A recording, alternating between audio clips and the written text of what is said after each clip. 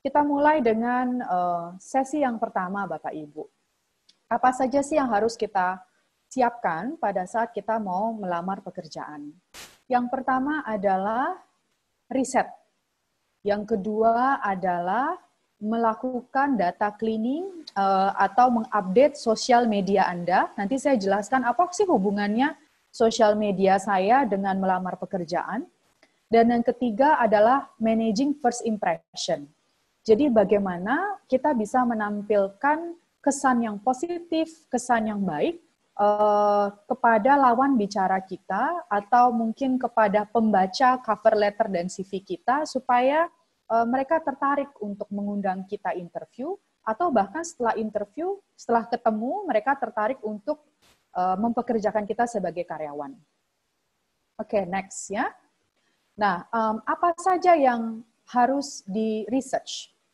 Pertama adalah tipe company seperti apa yang Anda mau bekerja. Jadi mungkin Anda sudah punya wish list nih, oh saya mau bekerja misalnya di perusahaan ini, perusahaan itu, atau industri. Mungkin ada yang mau bekerja di industri IT, ada yang mau bekerja di industri logistik, consumer goods. Nah, semua punya uniqueness-nya masing-masing.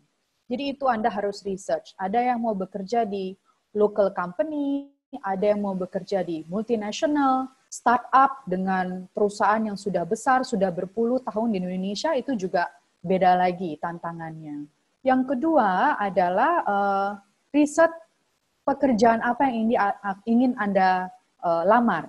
Apakah menjadi sales, business development, project manager, HR, human resources, logistik misalnya. Nah, ini Anda harus tahu nih, kira-kira tantangan bekerja di posisi tersebut itu apa saja dan apakah saya mampu melakukannya. Jadi kita juga sebagai kandidat harus punya refleksi diri, kira-kira kekuatan kita di mana dan apakah kita mampu melakukan pekerjaan tersebut.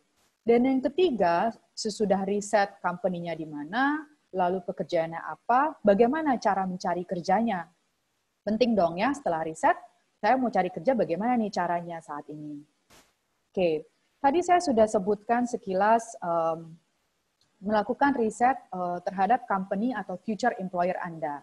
Jadi bisa dicari di company website mereka atau Google berkaitan dengan berita-berita terakhir, dicari tahu culture-nya, vision-nya, mission-nya. Itu biasanya kalau di company website ada section about us ya, gitu. Jadi itu bisa dibaca di situ. Lalu dipelajari produknya apa, services-nya apa, kompetitornya siapa, apa yang membuat perusahaan yang Anda apply ini, Anda ingin lamar ini lebih unggul dibandingkan kompetitornya. Lalu kultur perusahaannya seperti apa? Nah, ini gimana tahu nih Mbak April kulturnya?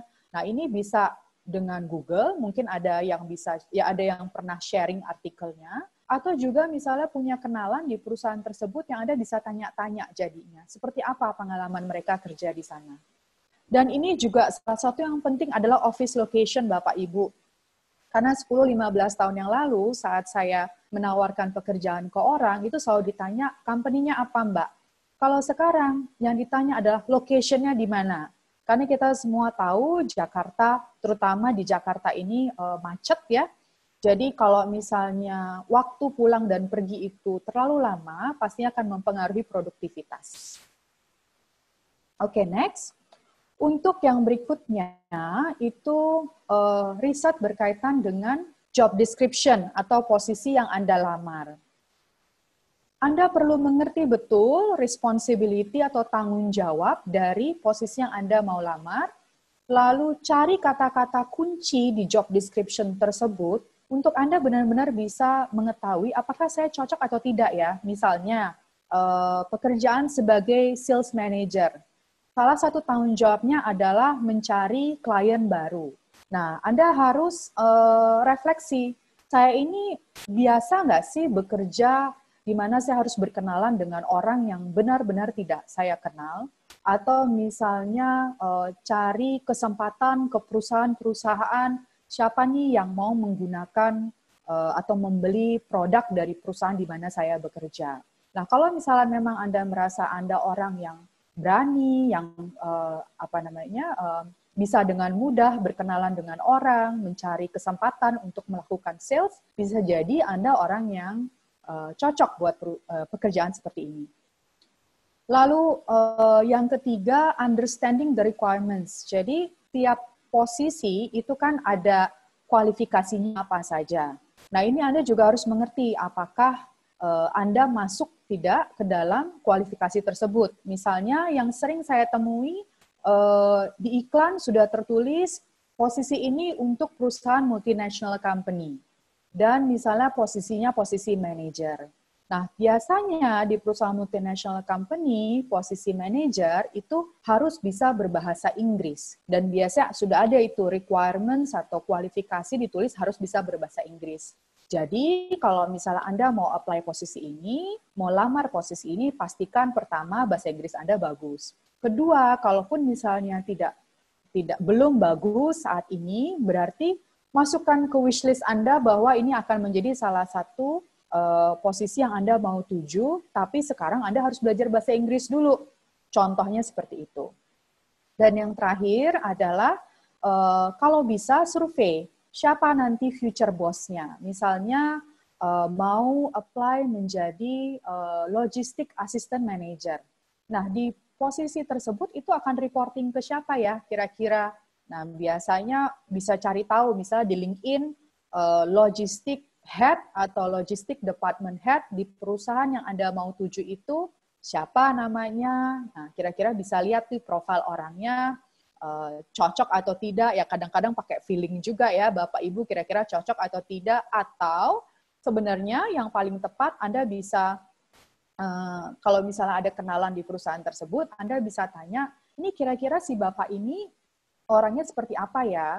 Lalu Anda lagi-lagi harus refleksi, apakah kira-kira Anda akan cocok bekerja dengan orang yang karakternya seperti ABC tersebut, gitu. Kurang lebih seperti itu. Oke, next. Nah, sekarang sudah tahu nih company-nya, list-nya, sudah punya wish list-nya, sudah tahu Anda mau membangun karir di pekerjaan apa. Lalu selanjutnya adalah cari pekerjaannya di mana sekarang, Mbak April? Oke. Banyak caranya. Nah, ini beberapa hal yang saya mau highlight. Yang pertama adalah cari company website-nya dan coba cari career page atau bagian karirnya.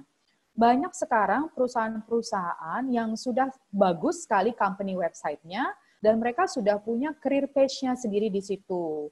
Jadi sudah terupdate itu Bapak Ibu posisi-posisi apa yang bisa dilamar, yang sedang terbuka, dan bisa langsung diklik di situ untuk memasukkan CV ke database mereka. Begitu. Yang kedua, LinkedIn job post.